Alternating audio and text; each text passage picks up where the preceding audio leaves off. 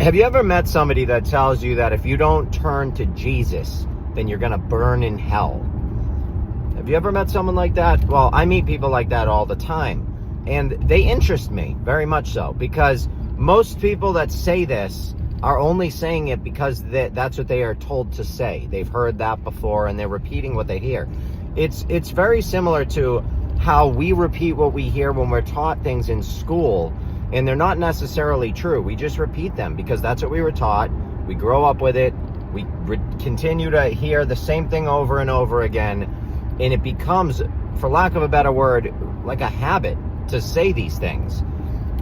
Now, the problem that I have with this is that most people that believe in this and believe this idea, they're believers. They're not knowers. They're not intelligent. Maybe they are, but they don't know anything. They're believers. Belief and knowing are not the same thing at all. You can believe in anything. Look at children. They can believe in anything. If you tell a child the most ridiculous lie in the world, they'll probably believe it because they're believers. Okay, now I was a Christian my whole life. I went to Catholic school. I was Catholic. I was Irish Catholic. My whole life, growing up, I went to Catholic school for 10 years. And then I decided in my 20s that I would become a Christian, get baptized as a Christian through a different church, because I liked that it wasn't so ceremonial and old school. All right, they brought style to it. They had music. It made it more attractive. The preachers were wearing normal clothes. And I liked that. And I liked the message. And I loved the whole idea. I loved Jesus and all of it. Now, I, in my 20s, wanted to become a pastor. So I started really diving in and learning. I became a pastor. I took classes. I did a ton of stuff. Read a lot of books. And now I'm 40. So now let's fast forward another 10 years. Well, in the last 5 years, the older you get, the more you learn. Especially if you are attempting to learn. If you're really putting in effort to learn, you're going to learn. And the older you get, the more you begin to realize exactly what belief is and how dangerous belief can be. Especially when you're believing in something that is not real. And, it's sad. I mean, most of the Christians that I meet are the most judgmental people I've ever met in my life. And it's interesting to me because where I come from, like the way that I was taught Christianity and Catholicism is that we are not here to do the judging. That's not what we're here to do. All right. I have gay family members. I'm not here to judge them and tell them that, they're going to go to hell or any of that. I don't believe that. I think it's insane. First of all, I think it's a ridiculous concept that if you're gay, you're going to go to hell. Hell is Greek mythology. Let's get that out of the way. Number one, okay?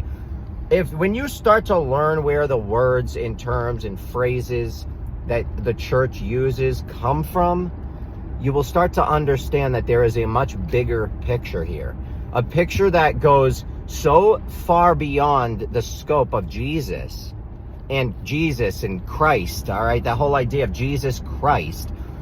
That is an idea that has been taken from older stories for thousands and thousands of years. I have a book. Where is it? Is it right here? It's behind me. It's called The 16 Crucified Saviors. Now, this book is about 16 major religions that had a Jesus, and they compare Jesus Christ of Nazareth to Jesus, all the other, all the other messiahs, okay? Horus and just all of them. And not only are most of their names are almost identical, Christos and all of the, there's so many of them. There are over 25 of them, number one, that died on a cross, born of a virgin, father was a carpenter, lived nomadic lifestyles. The stories are verbatim, like word for word. And that's what this particular book shows you, is that the stories were taken from older ideas, older stories.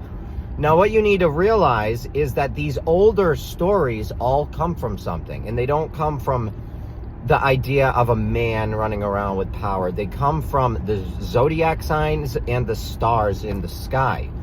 The sun, the moon, they're all characters in this massive tale that has been told for thousands and thousands of years, man. The ancient people used to look up at the sky and tell stories. These are the same stories that we're dealing with now. They've turned those stories into major religions so that they can control your mind and control the world. If you get a bunch of people to focus on this right here, when they're focusing on this, you can have your hand right in their pockets and you're just pickpocketing them. That's how illusions work. That's how magic works. All right? It's all about smoke and mirrors. It's all about distraction. It's all about look over here.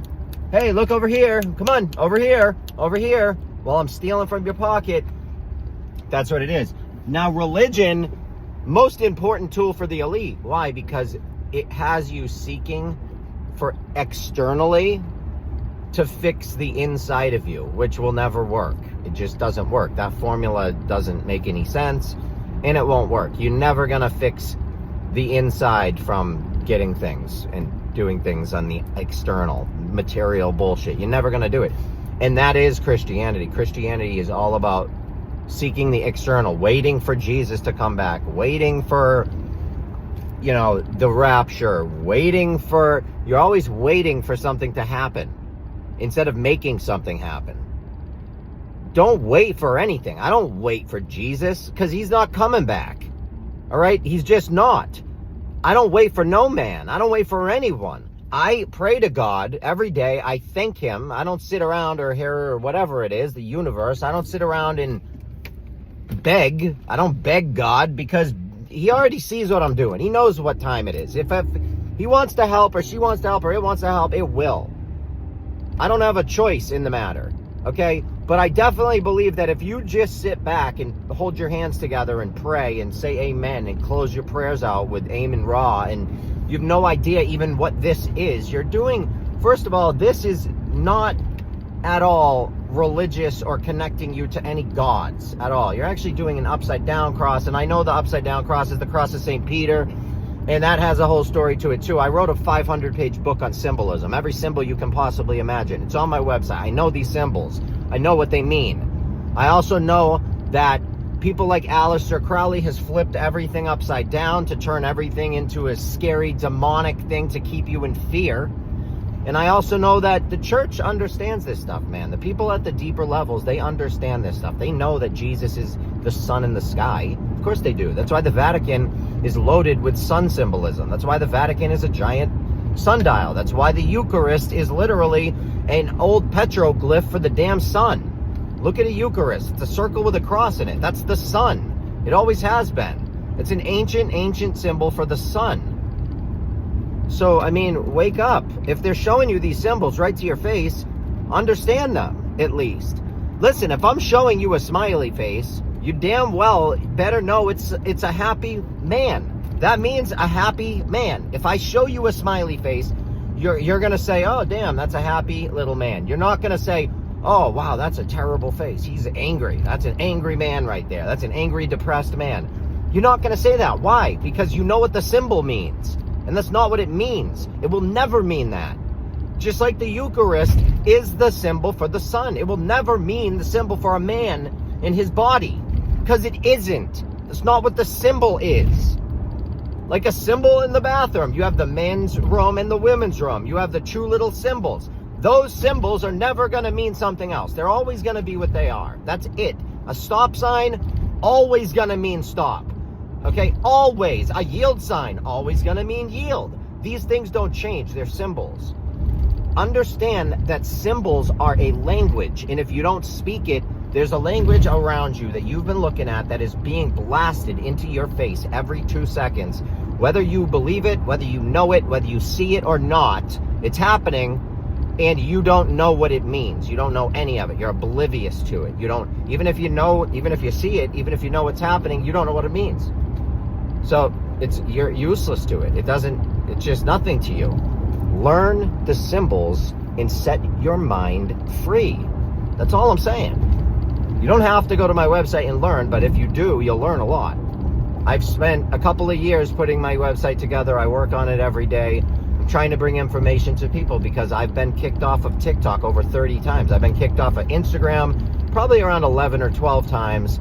And I don't really swear. I don't insult people. I don't comment on other people's pages, rude things, because you're pathetic if you do that. It's embarrassing. Get a life. If you have something to say, make a video. Have some courage. Man up. Put your face on the camera and say it. Be a real person. Don't hide behind comments and a little cartoon character face. It's pathetic. But it is what it is. I'm here standing up for what I believe and what I believe to be true. That's what I'm doing. If you like that, follow me.